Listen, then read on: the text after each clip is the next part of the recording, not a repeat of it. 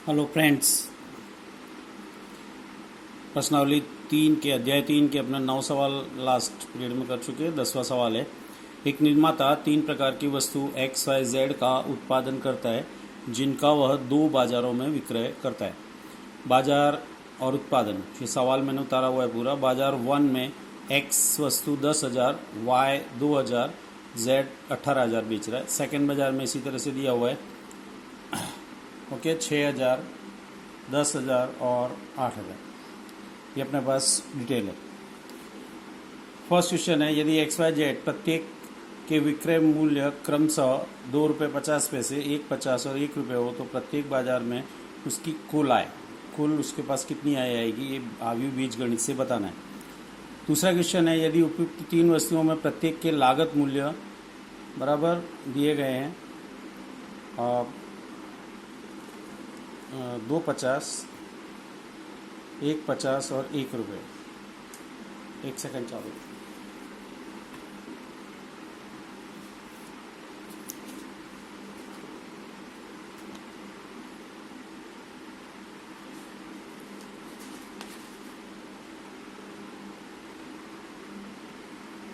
इसमें यहाँ भूल है ज़रा, यहाँ ₹2 वाई का दिया गया है ₹1 और 50 पैसे।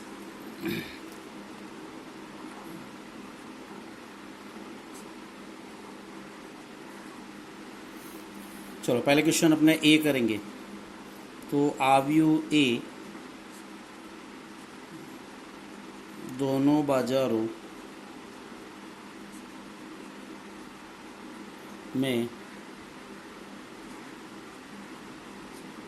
बेचे गए वस्तुओं की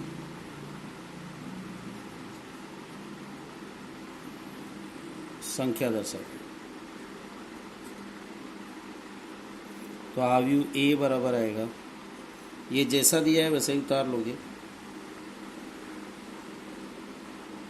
10,000, 2,000 और 18,000। सेकंड 6,000, 20,000 और 8,000। ये आव्यू हो गया दोनों बाजारों का। यह जो ऊपर छपा हुआ है वही अपने को क्या करना है, सीधे जो है उतार लेना। आव्यूह बी वस्तु के विक्रय मूल्य को दर्शाता।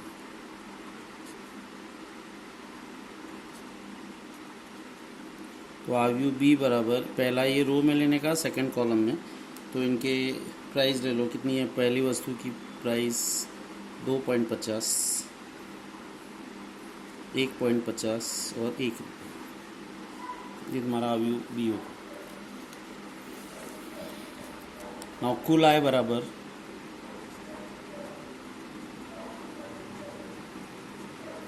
आएगा वस्तु की संख्या गुणे उसका विक्रय मूल्य। वस्तु की संख्या में यह भी हो जाएगा 10,000, 2,000, 18,000, 6,000, 20,000 और 8,000 इंटू 2.50, 1.50 और 1।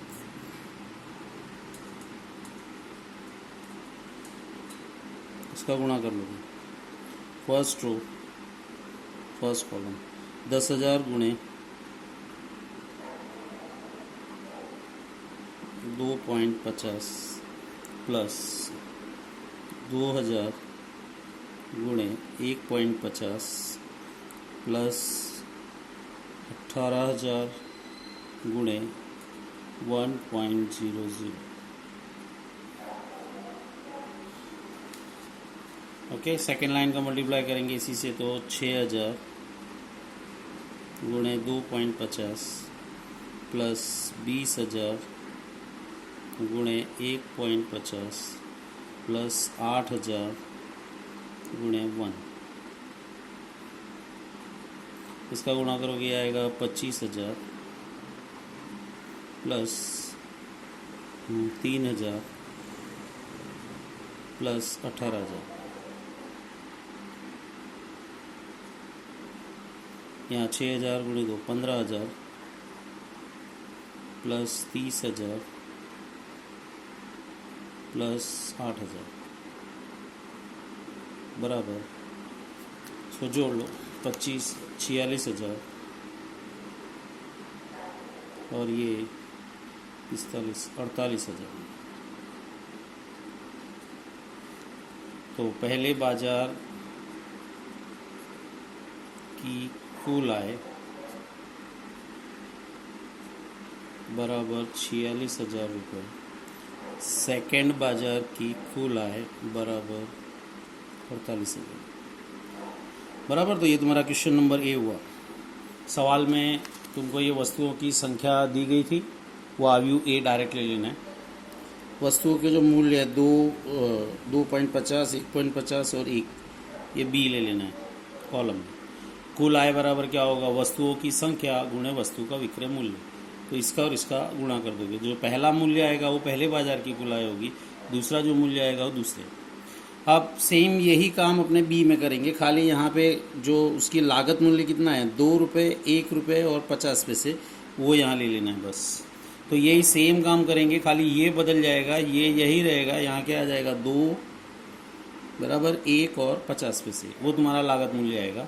जो लागत मूल्य आएगा विक्रय मूल्य में से लागत मूल्य घटा देंगे तो अपने को लाभ मिल जाएगा। ये अपने सेकंड पेज पे कर रहे हैं।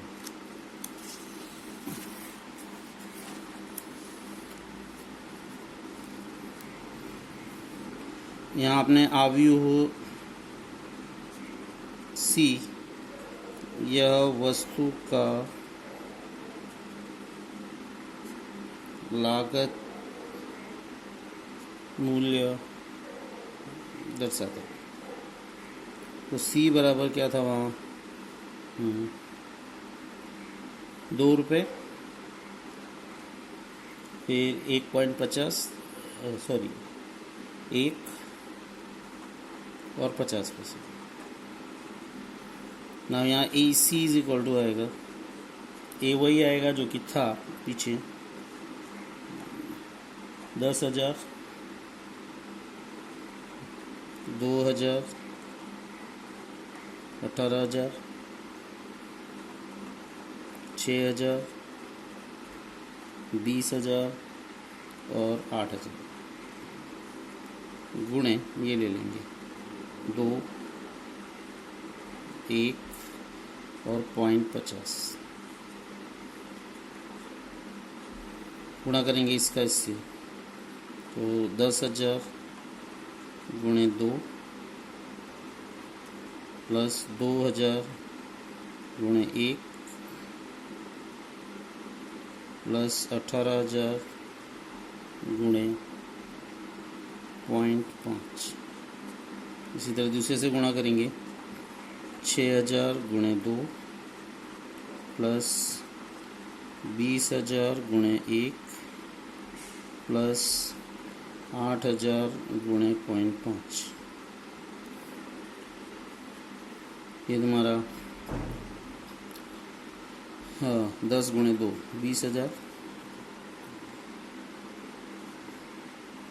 Plus 2,000 plus 9,000।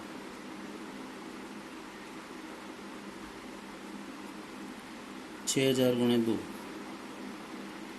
12,000 प्लस 20,000 प्लस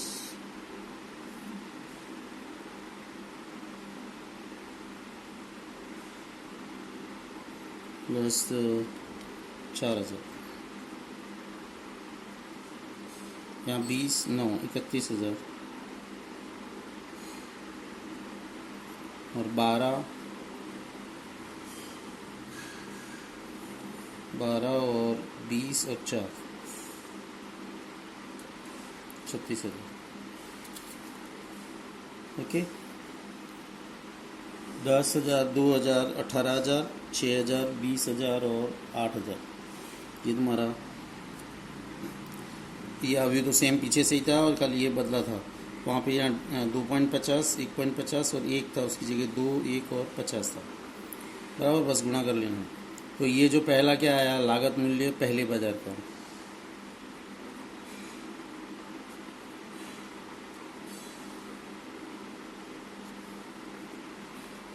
पहले बाजार का लागत मूल्य होगा बराबर 31,000। सेकंड बाजार का लागत मूल्य बराबर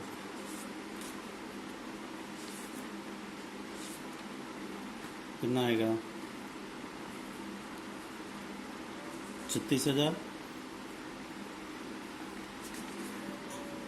नाउ लाभ, पहले बाजार से लाभ बराबर, उसका विक्रय मूल्य कितना था पीछे के पेज पर, 46,000 माइनस 31,000, 15,000 रुपये।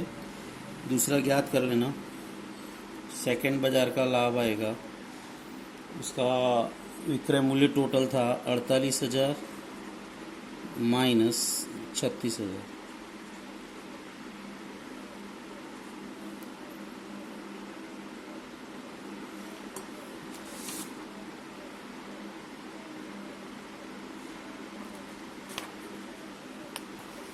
एक मिनट, वहाँ पीछे एक गुणे में भूल हो गई थी।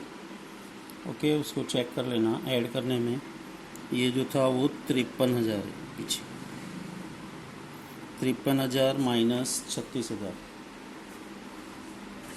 तो तुम्हारा लाभ जो आएगा वो आएगा 17,000। ये उसका लाभ होगा। पीछे का जो विक्रय मूल्य है ये चेक कर लेना, ये जो मूल्य है वो है 53,000, जोड़ने में भूल हो गई थी। चलो नेक्स्ट जो सवाल है तुम्हारा 11वां, x गुणे 1 2 3 4 5 6 बराबर ये दिया है, तो x ज्ञात करना है।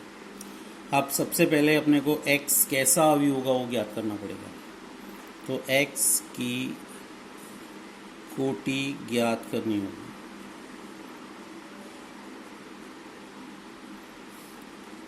ये गुणा संभव हो, इसकी शर्त क्या होगी, कोई भी गुणा संभव हो उसकी शर्त क्या होती है, आगे जो भी अवयव है उसके कॉलम की संख्या बराबर पीछे जो अवयव है उसके पंक्ति की संख्या। तो यहाँ पे इसकी शर्त क्या होगी, x के स्तंभ की संख्या बराबर इसकी पंक्ति की संख्या। अब इसमें पंक्ति कितनी है, 2, तो यहाँ पे स्तंभ की संख्या क्या आएगी, 2। फिर से देख लो, सबसे पहले तुमको x अवयव मानना पड़ेगा। वो कैसा अवयव मानोगे वो पता नहीं है, 2 गुणे 2 लेंगे या 2 गुणे 3 लेंगे, क्या लेंगे वो पता नहीं है बराबर। तो सबसे पहले x की कोटि फाइनल करनी पड़ेगी कि x अवयव होगा कैसा। अब कोई भी गुणा संभव हो इसकी शर्त क्या बताई थी आगे, कि जो आगे अवयव, आगे कौन है यहाँ x, पीछे ये है, तो इसके स्तंभ की संख्या और इसके पंक्ति की संख्या मैच होना चाहिए। तो x के स्तंभ की संख्या बराबर क्या आएगी, इसमें पंक्ति 2 ही है यानी 2। तो इससे अपने को पता चल गया कि जो अपने x अवयव मानने वाले हैं उसमें स्तंभ की संख्या क्या होगी, 2। और गुणा करने पर जो आंसर आएगा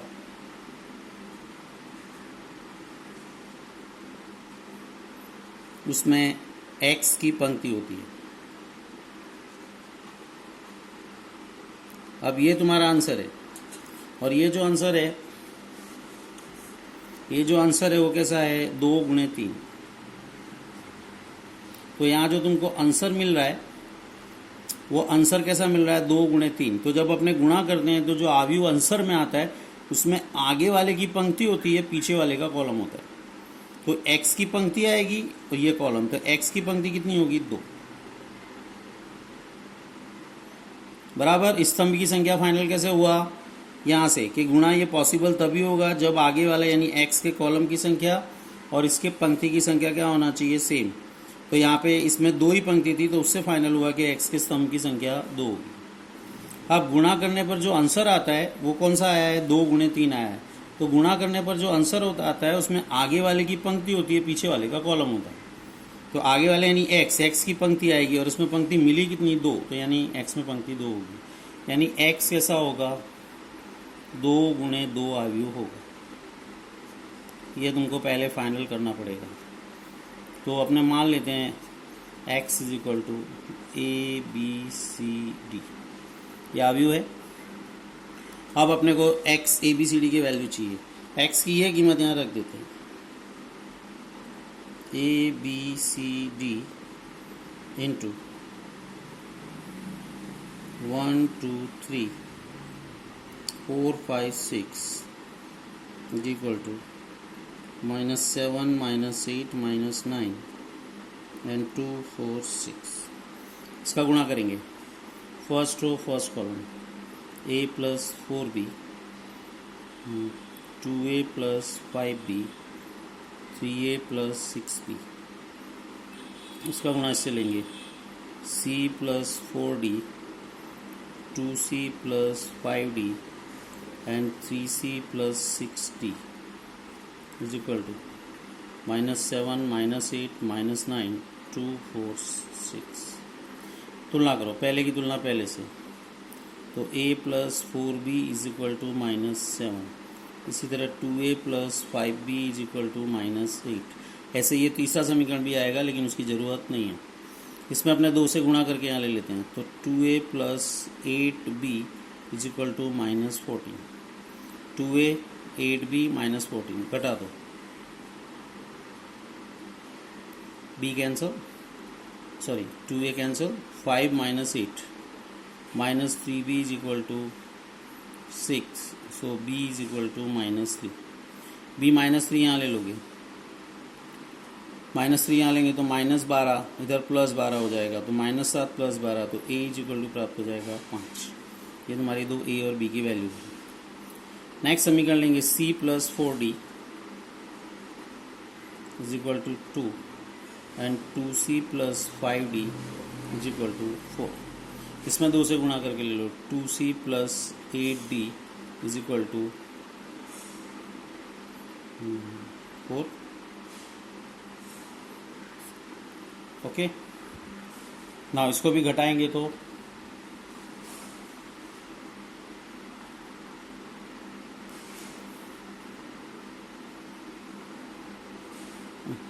okay, -3b is equal to 6, so b is equal to क्या आएगा, -2। -2 यहाँ लेंगे तो -8 plus 8 means a is equal to क्या आएगा, 1। चलो यहाँ minus minus minus cancel cancel, -3d is equal to 0, d is equal to 0। d यहाँ पुट करोगे तो c इज इक्वल टू आएगा 2। सी डी वैल्यू आ गई, देयरफॉर वाल्यू x बराबर ABCD था, a की वैल्यू क्या आई 1, b की वैल्यू -2, c की वैल्यू भी 2 और d की c। फिर हमारा आंसर फिर से देख लो, x गुणा ये बराबर ये था, x को आप पहले कोटि प्राप्त करनी पड़ेगी, बराबर इन दोनों का गुणा मिले उसकी शर्त होती है आगे वाले के स्तंभ की संख्या इसकी पंक्ति के बराबर होना चाहिए। इसमें 2 ही पंक्ति है तो x में 2 कॉलम होंगे, तो x की स्तंभ की संख्या 2 होगी। गुणा करने पे आंसर 2 गुणे 3 आया। गुणे का जो आंसर आता है उसमें आगे वाले की पंक्ति होती है, पीछे वाले का कॉलम, तो आगे वाले की पंक्ति यानी x में पंक्ति कितनी होगी 2, यानी x कैसा आयु होगा, 2 गुणे 2 आयु होगा। इसलिए अपने ने x ABCD मान लिया, वो यहाँ रख दोगे, गुणा करोगे, तुलना करोगे, पहले के बराबर पहला, दूसरे के बराबर दूसरा, ए बी के 2 समीकरण आए, ओके, उसको सॉल्व कर लोगे तो a और b की वैल्यू आ गई। ऐसे सी डी के 2 समीकरण यहाँ से तुलना कर लोगे, c और d की वैल्यू आ जाएगी, वो रख दोगे, तुम्हारा आंसर आ जाएगा। 12वें सवाल में यदि a और b 2 समान कोटि के अवयव हों, इस प्रकार है कि AB बराबर BA, ये तुम्हारी शर्त है, AB बराबर BA तुम्हारी शर्त है, बराबर। तो गणितीय अनुमान के द्वारा अपने को प्रूव करना है a गुणे b की घात n बराबर b की घात n गुणे a, और उसी के आधार पे दूसरा परिणाम भी प्रूव करना है AB पे घात n बराबर a की घात n गुणे b की घात n। चलो पहले अपने ये प्रूव करें, P ऑफ n ए गुणे बी की घात एन बराबर बी की घात एन गुणे ए। ये अपने को सबसे पहले प्रूव करना है। चलो गणितीय अनुमान में अपने क्या लेते थे, एन बराबर 1 लेने पर ए क्या रखेंगे तो क्या आएगा, ए बी बराबर बी ए, जो कि ऑलरेडी सिद्ध है। देयरफॉर P1 सत्य। ओके, एन बराबर 1 लिया, 1 रखोगे तो ए बी बराबर बी आएगा, जो कि ऑलरेडी सवाल में दिया हुआ है, इसलिए P1 सत्य है। तो सेकंड स्टेप अपने लेंगे, माना कि P ऑफ K सत्य है। तो P ऑफ K क्या मिलेगा, K रख दो, A गुणे बी की घात K बराबर बी की घात K गुणे A। ये तुम्हारी सब। नाउ n बराबर K प्लस 1 के लिए P ऑफ K प्लस 1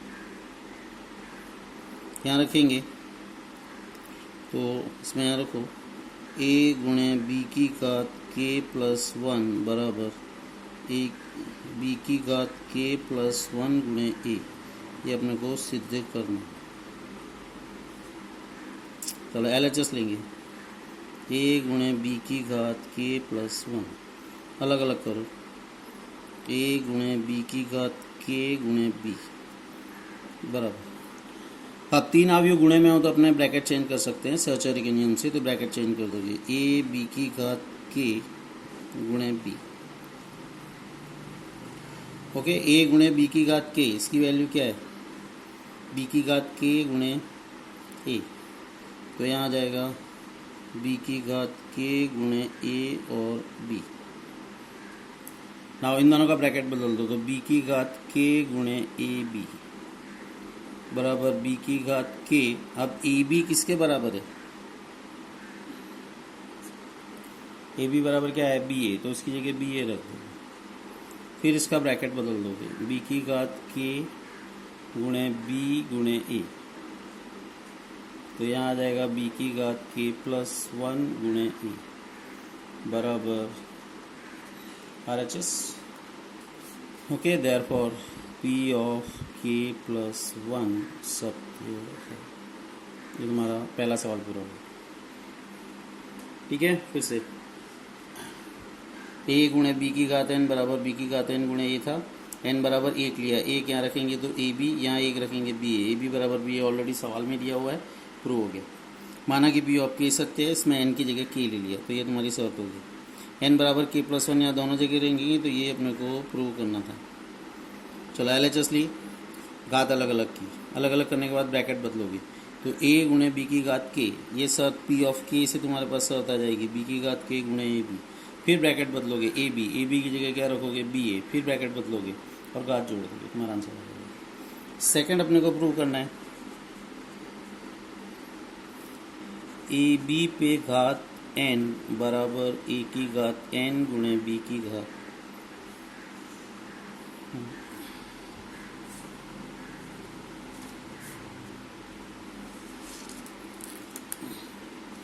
चलो इसके अंदर अपना प्रूव करने जाएंगे, तो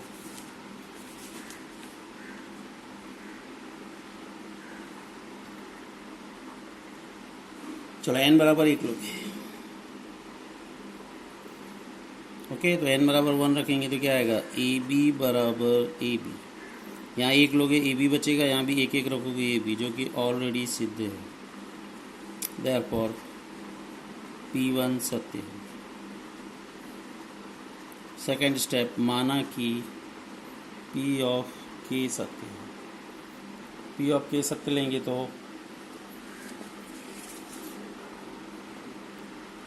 K रखेंगे,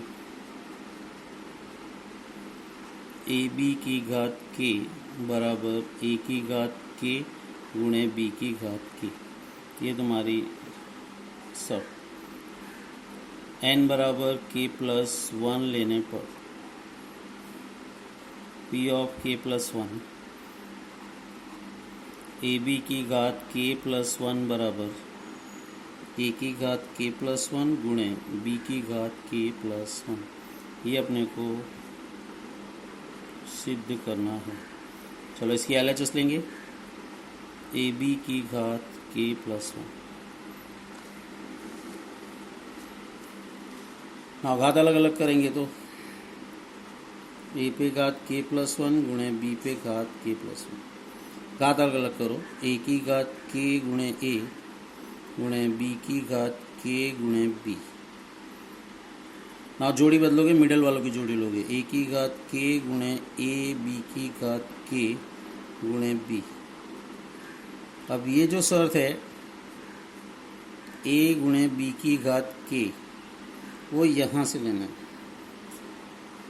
ए गुणे बी की घात के बराबर क्या है, बी की घात के गुणे ए, वो रखोगे यहाँ, तो बी की घात के गुणे ए गुणे बी।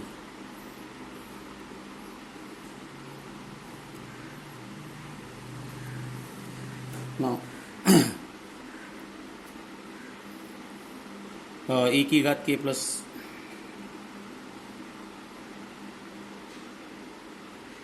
आंसर अपने को क्या लाना है,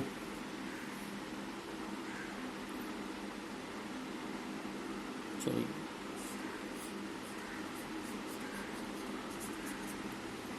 okay again is equal to A B पे घात के प्लस वन है, तो ए बी की घात के गुणे ए बी पे घात वन।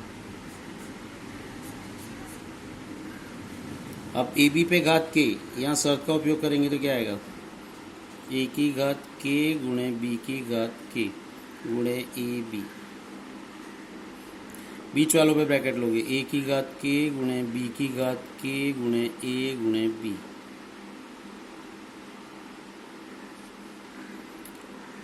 नाउ ए की घात के गुणे, ये जो शर्त है बी की घात के गुणे ए, वो यहाँ से लोगे, बी की घात के गुणे ए किसके बराबर है, ए गुणे बी की घात के।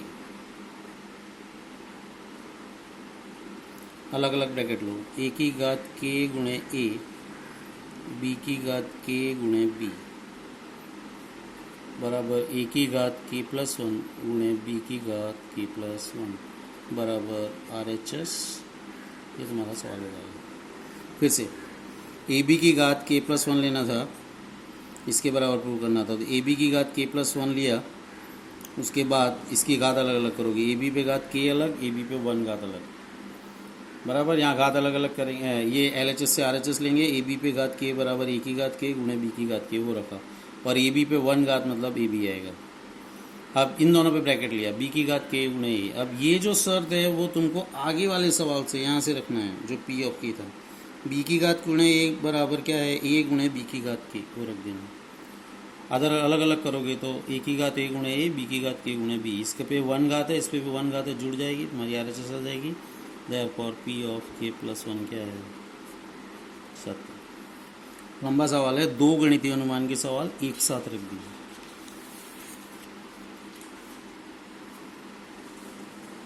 सवाल नंबर 13 में ए बराबर अल्फा बीटा गुणे गैमा माइनस अल्फा ये दिया है, ओके।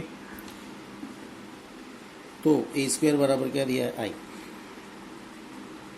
ए स्क्वायर मीन्स ए गुणे ए बराबर आई, ए की value alpha beta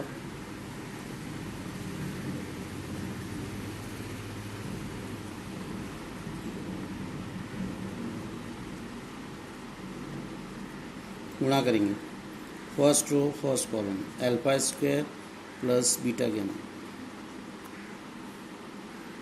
alpha beta minus alpha beta, alpha gamma minus alpha gamma, beta gamma plus alpha square is equal to 1 0 0 1।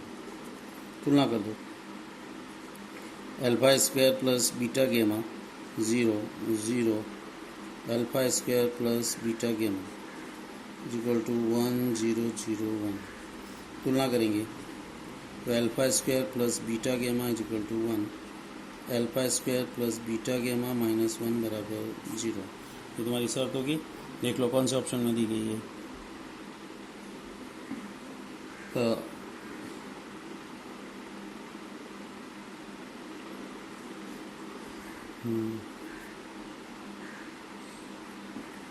Alpha square plus beta gamma -1 is equal to 0। I minus alpha square minus beta gamma is equal to 0। तो यहाँ पे ये तुम्हारा answer है। ठीक है। 14 में यदि एक सममित और एक विषम सममित दोनों ही श्रेणी को, तो ए विकर्ण आव्यूह है, शून्य आव्यूह है, वर्ग आव्यूह है, या इनमें से कोई नहीं। चलो ए कैसा आव्यूह है? सममित, तो ए डैश बराबर क्या होगा? ए।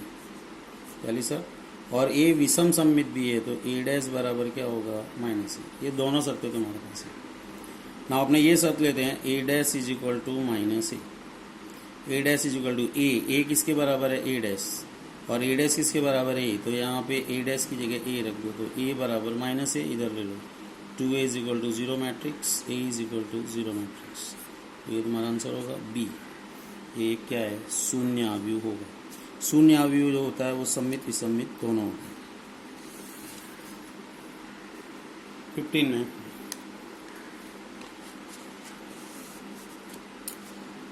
यदि एक वर्ग आव्यूह इस प्रकार है कि ए स्क्वायर बराबर ए, तो इसकी वैल्यू नहीं। आई प्लस ए का क्यूब बराबर -7। चलो इसका घन का सूत्र लेंगे। आई का घन प्लस ए का घन plus 3ia into I plus A plus B के होल क्यूब का सूत्र A cube plus B cube 3ab A plus B -7। I cube को अपने लें I square into I, A cube को ए स्क्वायर इंटू ए, इसका गुणा कर दो 3i square A plus 3ia square. Now I square बराबर आई होता है, तो यहाँ आपने रख देंगे, तो ये भी क्या हो जाएगा? आई। ए स्क्वायर बराबर क्या दिया गया है? ए, तो ए स्क्वायर की जगह यहाँ ए, यहाँ आई स्क्वायर की जगह आई, और यहाँ भी ए स्क्वायर की जगह क्या? ए -7। अब आई का गुणा किसी से भी करो तो वही का वही से निकलता है। ये आई इंटू आई क्या हो जाएगा? आई स्क्वायर प्लस ए स्क्वायर प्लस 3 और 3 6ia -7। आई स्क्वायर बराबर आई, ए स्क्वायर की जगह फिर से ए, आई का ए से गुणा करेंगे तो वापस ए आएगा, तो ये तुम्हारा आएगा 6a -7 आई ए और 6 7a -7a 7a कट हो जाएगा आई। ये तुम्हारा आंसर। फिर से आई plus A whole cube -7a, A cube B cube 3ab A plus B -7a पीछे पहले से था। आई क्यूब को आई स्क्वायर इंटू आई कर दोगे, यहाँ ए स्क्वायर इंटू ए, इसका गुणा कर देंगे। आई स्क्वायर फिर से आई हो जाएगा, फिर ये आई स्क्वायर फिर आई हो जाएगा, तो ये पहला पद आई आ जाएगा। ए क्यूब को ए स्क्वायर गुणा ए किया, ए स्क्वायर की जगह ए, तो ये भी ए स्क्वायर बनेगा, फिर से ये भी ए हो जाएगा। यहाँ आई स्क्वायर आई आ जाएगा, और ए स्क्वायर की जगह क्या आएगा? ए। आई 3 और 3 6 आई है।